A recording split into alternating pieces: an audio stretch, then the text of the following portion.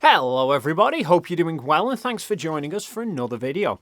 Now, quite often, when I do videos about the moon landings, I'll receive comments or even emails from people who claim NASA have admitted they never sent people to the moon. And these days, it tends to be 3 video clips that get referenced. One of Buzz Aldrin being interviewed by a young girl, one of a NASA engineer talking about the Van Allen belts, and the most recent clip being from a press conference with the crew of the upcoming Artemis 2 mission. Now, spoiler alert, none of these clips are actually them saying that nobody's been to the moon. But since people keep bringing them up, I thought I'd make a video looking at each of them and breaking down what they're actually talking about. Firstly, let's look at the Buzz Aldrin interview, since this is probably the one I see most frequently mentioned. Why has nobody been to the moon in such a long time? That's not an 8-year-old's question. That's my question. I want to know, but I think I know. Because we didn't go there, and that's the way it happened. And if it didn't happen, it's nice to know why it didn't happen. So the argument people put forward here is claiming Buzz is saying they didn't go to the moon. Now, whilst his response is somewhat long-winded, he wasn't saying they never went to the moon, and the context of the question is very important. Long time. Why has nobody been to the moon in such a long time? The question wasn't asking him about him going to the moon. It was asking why, after Apollo 17 in 1972, has nobody else been to the moon?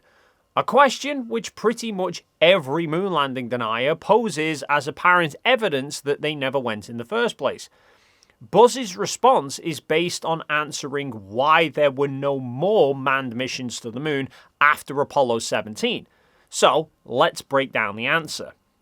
that's not an 8-year-old's question. That's my question. I want to know, but I think I know. Firstly, he's highlighting that most 8-year-olds aren't asking that question. That's not the typical question a kid asks. That's what older generations ask, including himself. But I think I know.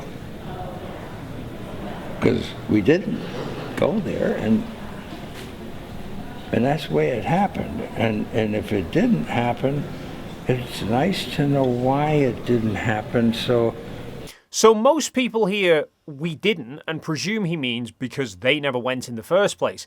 But the answer could also mean we didn't go back because we just didn't. Much like how you could have gone on holiday years ago to somewhere and really enjoyed it, but have never been back. And someone might ask you, why haven't you gone back there? To which you might say, just because I haven't. That doesn't mean you never went in the first place. Which is the sentiment that Aldrin is putting forward here. And it becomes even clearer when you take his entire answer. And that's the way it happened. And if it didn't happen, it's nice to know why it didn't happen. So in the future, if we want to keep doing something, we need to know why something stopped in the past that we wanted to keep it going. He's basically saying it's good to know why something stopped being done in the past, so that if you want to do it again in the future, you can avoid the same problems being repeated.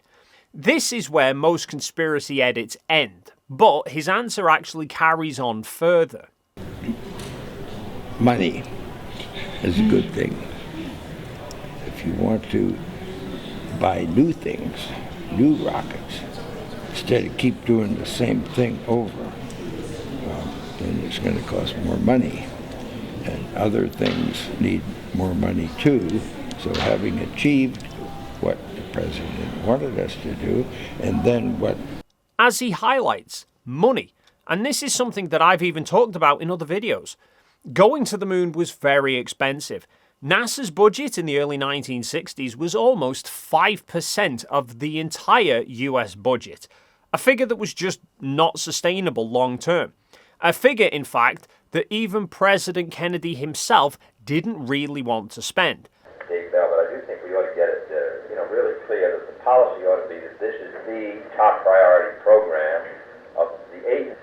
Otherwise, we shouldn't be spending this kind of money because I'm not that interested in space. I think it's good. I think we ought to know about it. We're ready to spend reasonable amounts of money, but we're talking about these fantastic expenditures which wreck our budget and all these other domestic programs. And the only justification for it, in my opinion, to do it in this pell-mell fashion is because we hope to beat them and demonstrate that starting behind it we did by a couple of years, by God, we passed them. But he knew the US were trailing the Soviets in the space race and needed something they could win at. They were too far behind in the low Earth orbit things to try and overtake them, so the only realistic chance the US had of winning anything was aiming for the moon, because both sides would basically be starting with a clean slate. And once the programs were far enough along that it seemed pretty likely they were going to achieve it, the budget was starting to get cut back. Once the goal of landing on the moon was met with Apollo 11, attention then shifts to what next? Just sending 2 people at a time to the moon for a few hours was not worth the millions of dollars per mission. And the idea of long-term stays on the moon was a huge step into the unknown, since at that point the longest that people had been in space was about 2 weeks. So NASA's focus then shifted to Skylab and the Space Shuttle. Skylab as a space station to assess effects to humans of being in space for long periods of time, and the Space Shuttle was billed as a way of trying to make spaceflight cheaper by reusing components rather than building a whole new rocket each time. Ultimately, Buzz's answer to this question has been taken out of context by conspiracy theorists. I mean, this is an interview that was part of the 2015 National Book Festival. This girl talked to Buzz for 17 minutes. And one of the first questions she asked him was actually about him going to the moon, and was he worried about being the first one there. Were you a little scared about going to the moon or coming home again? I'm scared because nobody had been there. Because nobody has been there before? And this is his response. So we did send people, and they went around the moon. Then we sent people, another crew, to go around the moon and then practice everything but landing. And then a very fortunate person with many things going right in my life gave Neil Armstrong, Mike Collins, and Buzz Aldrin the opportunity to make an attempt to make the first landing. And all of us want to succeed, and we did. And he spoke to other kids at the same event as well, and one even asked him which of his life experiences still wows him today. The ones I haven't done yet.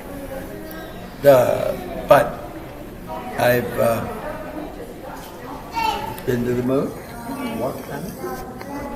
So, in summary, he was asked why nobody has been back to the moon after Apollo 17, and his response, whilst disjointed, was essentially, because we just haven't been back. It was too expensive to keep doing the same thing. They wanted to do other things, so money got shifted to those projects. And if we want to go back to the moon again and keep doing it long term, they need to learn from the reasons why Apollo stopped, i.e. make the missions cheaper. Which is what they're trying to do with the Artemis program. So, speaking of Artemis, let's look at the clip from the recent Artemis 2 press conference that people now sometimes bring up. This is the first time we're going to send humans to the moon, and we're going to have humans in low Earth orbit. That is awesome. Like, we should, as humanity, we should take a brief moment to go, that's awesome. One of the things that we most asked for and look forward to is we are going to do a crew conference between Integrity and the International Space Station, the crew that's up there. So I've had a few people bring this up, claiming that he's saying that they're sending humans to the moon for the first time. However, you'll note he also states that they're going to have humans in low Earth orbit at the same time. This is the first time we're going to send humans to the moon, and we're going to have humans in low Earth orbit. That is awesome. NASA from 1962 to 1972 went from sending humans into low Earth orbit Apollos 7 and 9 were also in low Earth orbit, but then Apollos 8 and Apollos 10 through to 17 were flying humans to the moon. But that was only ever one mission at a time. And after Apollo 17, NASA then went back to just flying in low Earth orbit with Skylab, Apollo-Soyuz, the Space Shuttle, and the ISS. But those were all after they'd stopped sending people to the moon. And during the period between 1968 to 1972, whilst Apollo was going to the moon, the only other countries that were sending humans to space was the Soviets. But none of their missions ever overlapped with the Apollo missions. So during the times that Apollo missions were orbiting the moon, those 3 crew members were the only humans in space. Artemis 2 will be the first time there has simultaneously been humans orbiting the moon as well as the Earth, which is what his answer is actually referring to. I mean, the question he's answering is literally asking them about what they are hoping to take from the Apollo missions that did go to the moon. You are sitting there on the same stage that the Apollo astronauts stood and sat as they prepared for their mission to the moon. And I'm wondering now, as you fast forward from that experience from Apollo 11 and the other Apollo missions, what is in your minds as you share that legacy, that mission, and really what similar goals do you have from what the Apollo missions did and what you're looking to do? And he mentions that they'll be doing a live video call between Integrity and the ISS. Integrity being the name they've given to the Orion capsule that they're using for that mission, which ties us nicely to the final clip that comes from a video that NASA published back in 2014 about the first test flight of an Orion capsule. It includes NASA engineer Kelly Smith explaining the plan for the mission, including this section, which people love to claim proves NASA never went to the moon. As we get further away from Earth, we'll pass through the Van Allen belts, an area of dangerous radiation. Radiation like this could harm the guidance systems, onboard computers, or other electronics on Orion. Shielding will be put to the test as the vehicle cuts through the waves of radiation. Sensors aboard will record radiation levels for scientists to study. We must solve these challenges before we send people through this region of space. People argue that because he is saying they need to solve those problems before sending humans through that radiation region of space, then that means humans have never been through that region of space and so can't have been to the moon, which is beyond the Van Allen belts. Except again, context is important. What Smith actually states is that the shielding on Orion will be put to the test to ensure the guidance and other onboard computer systems can cope with the radiation. Radiation like this could harm the guidance systems, onboard computers, or other electronics on Orion. Which is not saying humans can't survive. It's saying what they don't want to happen is send a crewed flight through the radiation belts, only to then find that a computer fails, which could leave the crew with no navigation, or even potentially worse. So even though they expect things to go right, it's standard procedure for space agencies to fly unmanned missions of new spacecraft to ensure that the systems work as they expect without risking astronauts' lives. SpaceX flew an unmanned flight of Dragon in 2019 before the first manned flight in 2020. NASA flew unmanned Apollo flights prior to the manned flights. AS-201 and 202 were unmanned flights of the Block 1 CSM in preparation for Apollo 1. Then, after the fire and the redesigns, many of those changes were tested on unmanned flights Apollos 4 and 6, before crewed tests on Apollo 7. Apollos 4 and 6 were also unmanned test flights of the Saturn V rocket before it was then used on the manned flight of Apollo 8. And both Apollo 4 and 6 flew high-altitude paths which took the command module into the radiation belts to ensure that everything worked before astronauts went through the belts in them. So no, Kelly Smith was not saying humans haven't been through the belts. He was just highlighting what is basically standard steps of certifying a spacecraft for manned flight. Before we can send astronauts into space on Orion, we have to test all of its systems. And there's only one way to know if we got it right. Fly it in space. Much like how a car company could have built dozens of different models of cars in the past, but still, any and all new models they make have to go through standard tests before they are certified for public use.